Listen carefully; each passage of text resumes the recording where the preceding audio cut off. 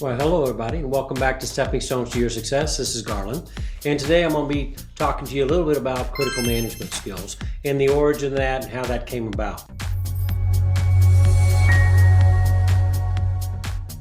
And believe it or not, our critical management skills came about as a result of me getting a ticket.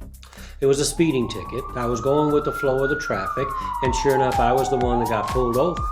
Police officer says, "Do you understand why I pulled you over, sir?" And I says, "No, sir, I have no idea." And he says, "It's because you were speeding." I says, "But I was just going with the flow of the traffic." And he says, "Do you ever go fishing?"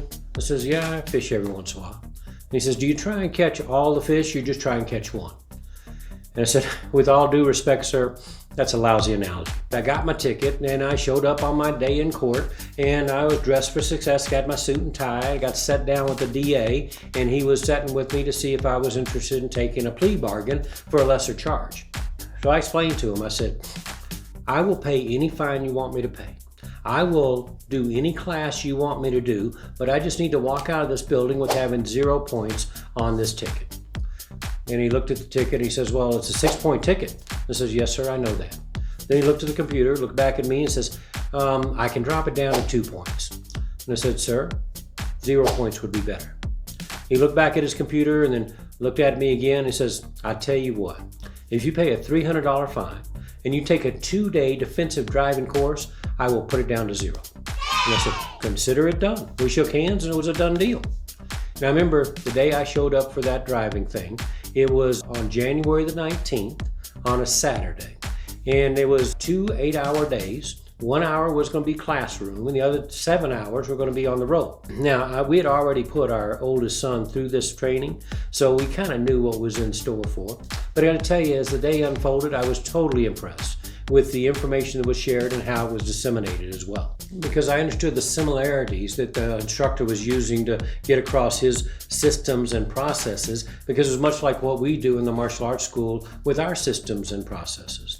You know, they talked about the auditory, visual, and kinesthetic learning systems. They talk about psychomotor skills. They shared the state of mind thing and behavioral traits and belief systems. They talk about thought, focus, and concentration. And they talked about how learning and applying what's called calm assertiveness. From a martial arts school owner's perspective, I've got to tell you, we are always looking for systems that are different than ours that we can apply, enhance, and take from. There's a couple of great concepts that came out of this training that I still remember to this day.